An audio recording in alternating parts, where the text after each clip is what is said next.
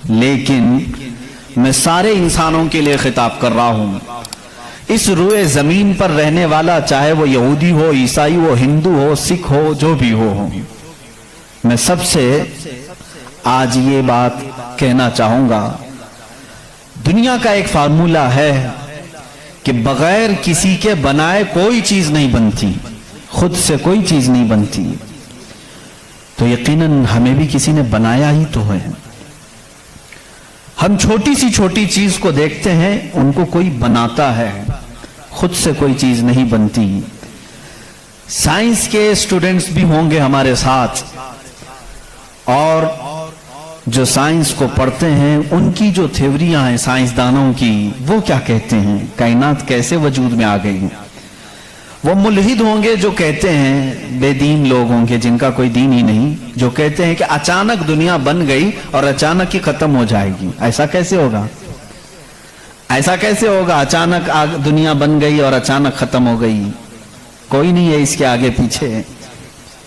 میرے عزیزو، جو غور و فکر کرنے والے سائنسدان ہیں وہ بھی اب اس نتیجے پر پہنچے ہیں کہ دنیا میں ایک بہت بڑا دھماکہ ہوا تھا کئی ارب سال پہلے، کئی لاکھ سال پہلے، ان کے اعتبار سے، ان کے علم کے اعتبار سے، جس کو یہ بگ بینگ کہتے ہیں۔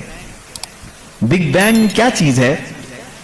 تو سائنسدان یہ کہتے ہیں کہ کئی سالوں تک اس روئے زمین پر صرف سمندر تھا، اور سمندر میں بھی جو گیس ہوتی تھی وہ سب ہائیڈروجن، اور صرف 99% ہائیڈروجن اور 1% صرف آکسیجن کا یہاں پر وجود تھا، جس کی وجہ سے کوئی دوسرا زندہ رہ نہیں سکتا تھا۔ یہ سائنسدانوں کی تحقیق ہے۔ اس کے بعد پھر انہوں نے یہ کہا کہ ایک دھماکہ ہوا اور سمندر سے، پانی سے ہر چیز بنتی چلی گئی، پانی سے بنتی چلی گئی۔ یہ 21ویں صدی میں بات کی جا رہی ہے، یہ بات 21ویں صدی میں کی جا رہی ہے، اور سائنس کے وجود کی تاریخ میں اگر آپ جائیں گے تو زیادہ سے زیادہ کہ 400 سال پہلے تک کی تاریخ ہوگی۔ 16ویں صدی میں، 17ویں صدی میں، 17ویں سینچری میں سائنس کی کچھ نہ کچھ چیزیں ایجاد ہونے لگی، جس کو آج ہم سائنس کہہ رہے ہیں۔ اور قرآن میں مولا فرماتا ہے وَجَعَلْنَا مِنَ الْمَاءِ كُلَّ شَيْءٍ حَيٍّ، ہم نے ہر چیز کو پانی سے بنایا ہے۔ یہ رب تعالیٰ فرما رہا ہے، جس کا قرآن عظیم گواہی دے رہا ہے۔ قرآن کس زمانے میں اترا وہ بھی آپ کے ذہن میں ہونا چاہیے، کس زمانے میں قرآن آیا ہے یہ بھی آپ کے ذہن میں اچھی طرح سے فٹ ہونا چاہیے، تاکہ اب سائنس کی تحقیقات اور اس زمانے کو میچ کر کے دیکھ سکیں آپ۔ قرآن اس زمانے میں آیا ہے جہاں یورپ میں لوگ جانوروں کے ساتھ رہتے تھے، امریکہ کا تو انکشاف بھی نہیں ہوا تھا، امریکہ نام کا کوئی ملک ہے یہ پتہ بھی نہیں تھا لوگوں کو۔ جتنی دنیا تھی اس میں سب سے زیادہ تہذیب والا ملک، تمدن والا ملک ایران تھا، عرب تھے، روم تھے، باقی سب تو بچھڑے ہوئے لوگ تھے۔ روم، ایران اور عرب کو اس زمانے میں تہذیب والا کہا جاتا تھا۔ ان کی تہذیب کا عالم یہ تھا کہ جب میرے آقا صلی اللہ تعالیٰ علیہ وسلم مدینہ طیبہ میں تشریف لائے، یہ بہت بڑے تہذیب والوں کی بات میں کر رہا ہوں، یعنی بہت نالج رکھنے والوں کی بات کر رہا ہوں۔ اتنا نالج تھا کہ جب میرے آقا مدینے میں تشریف لائے تو صرف 6 لوگوں کو لکھنا آتا تھا۔ یہ بڑے تمدن والے لوگ تھے، بڑے نالج والے لوگ تھے۔ اس زمانے کا علم یہاں تک پہنچا ہوا تھا میرے عزیزو۔ باقی یورپ وغیرہ کا حال تو بہت ہی بدتر تھا، یہاں تک کہ آبادی کیسے بنائی جائے یہ سلیقہ اسلام نے بتایا ہے۔ روڈ تک بنانے کے طریقے، راستے کیسے بنتے ہیں یہ بھی کوئی علم نہیں تھا پہلے۔ لوگ ستارے دیکھتے تھے اور چلتے جاتے تھے۔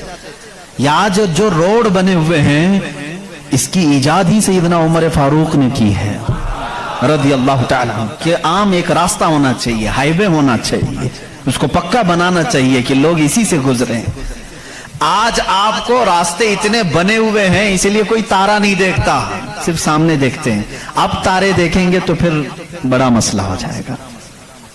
اس زمانے میں تارے دیکھ کر کے چلتے تھے۔ अजीजान गिरामी, यूरोप का हाल उस जमाने में यह था कि नॉलेज नाम की कोई चीज नहीं थी। वो लोग अंधविश्वास, जैसे आज भी हमारे यहाँ कुछ लोगों में मौजूद है, अंधा यकीन, इन चीजों पर बहुत अमल करते थे। जैसे अपशगुन हो जाना, ये तमाम मामलात में बहुत वो आगे थे। हत्ता कि बीमारियों को भी वो बीमारी नहीं समझते थे। जैसे आज यूरोप जादू टोने पर यकीन नहीं रखता, हर चीज को बीमारी कहता है। उस जमाने में हर बीमारी को वो जादू समझते थे, शैतान समझते थे। बीमारी का उनको इदराक भी नहीं था। इस्लाम में जो फुकहा पैदा हुए, जो अतिब्बा पैदा हुए, जो साइंसदान पैदा हुए, उन्होंने बीमारी के मुतालिक बहुत सारे तहकीकात पेश किए। सिर्फ ये बात मैं अर्ज करना चाहूंगा कि कुरान उस जमाने में नाजिल हुआ है जब इल्म का वजूद ज्यादा नहीं था लोगों के पास, इतना कि कोई इक्का दुक्का लिखना जानता था। और किस पर नाजिल हुआ ये भी आपके जहन में होना चाहिए। दो चीजें दिमाग में रखें, उसके बाद फिर मैं कुरान की आयतें पढ़ता हूं।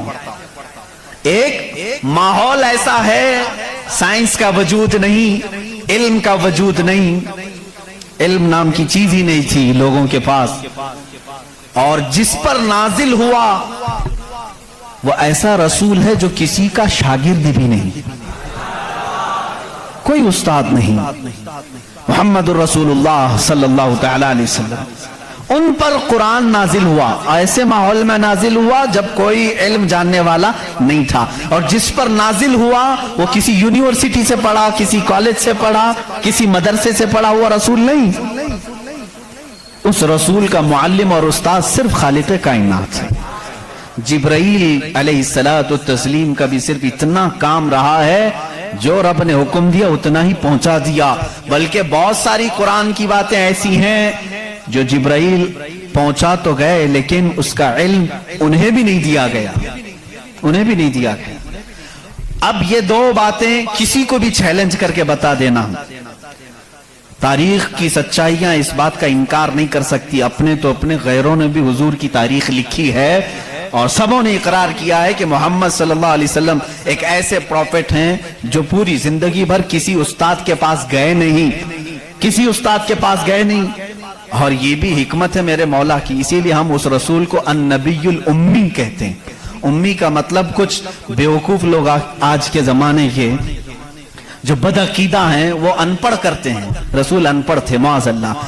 बेवकूफो, तुम्हें मालूम नहीं, उम्मी का मतलब होता है किसी से पढ़ा हुआ नहीं। अनपढ़ में और किसी से ना पढ़ा हुआ होने में बहुत बड़ा फर्क है। ये दो बातें जहन में रखो। कुरान किस माहौल में नाजिल हुआ और जिस पर नाजिल हुआ वो किसी का शागिर्द नहीं। अब इसकी बातें जब हम बयान करते हैं, साइंसदानों की आंखें फटी की फटी रह जाती हैं। वो कुरान बयान कर रहा है, इन्न फी खल्क़िस समावाति वल अर्दि लआयाति लिउलिल अलबाब, बेशक ये जमीन की पैदाइश में, आसमानों की पैदाइश में बड़ी मेरी निशानियां हैं। अल्लाह फरमा रहा है, रात को हम जाइल करते हैं, उसी से दिन निकालते हैं। कुरान ये कह रहा है, वजअलना मिनस समाई, आसमान से अल्लाह तबारक व तआला ने वजअलना समा सक़फ़न महफूज़ा, कुरान कहता है हमने आसमान को एक महफूज छत बनाया है। कुरान ये कह रहा है आसमान और जमीन मिले हुए थे, हमने दोनों को फाड़ करके अलग कर दिया और दोनों के मुंह खोल दिया। ये कुरान उस जमाने में कह रहा है। इल्म फलकियात जिसको एस्ट्रोनॉमी कहते हैं, इल्म अर्दियात जिसको जियो फिजिक कहा जाता है, जमीन के मामलात, आसमान के मामलात जानने वाला उस जमाने में कोई नहीं। उस वक्त कुरान कह रहा है आसमान और जमीन मिले हुए थे, हम दोनों को फाड़ दिए, हमने उन दोनों को फाड़ दिया और दोनों के मुंह को खोल दिया। अब का साइंस कहता है जमीन और आसमान को देखने के बाद ऐसा लगता है कि ये गैलेक्सी में मिला हुआ एक सैयारा था और ये फिर जमाने के बदलते बदलते आसमान अलग हो गया, जमीन अलग हो गई। अब का साइंस ये कहता है। और फिर ये बंद नहीं है, जैसे हमारी छत बंद है, ऊपर से पानी डालो तो नीचे कुछ नहीं आएगा, नीचे के फर्शी भी बंद है, नीचे जमीन से कोई चीज यहां मस्जिद में नहीं निकलेगी। साइंस अब ये कह रहा है आसमान में जगह जगह सुराख हैं, मुंह खुला हुआ है, जमीन में भी जगह जगह सुराख हैं, दिखने वाले नहीं, ये खुला हुआ है। इसका मतलब मैं भी समझ नहीं पाया था, आसमान खुला हुआ है, जमीन खुला हुआ, मुंह खुला हुआ है, क्या मतलब? कहा कि अल्लाह ताला تعالیٰ جب چاہے آسمانوں پر پانی ڈالے تو اپنا منہ کھولتا ہے، بارش برستی ہے، اور زمین کا منہ کھلا ہے، اس کا مطلب یہ ہے تم جہاں پر بھی جتنی گہرائی میں بھی زمین کے بیج ڈالو، اس کا منہ کھلا ہے، وہ سینہ پھاڑ کر باہر آتا ہے۔ اگر زمین بند ہوتی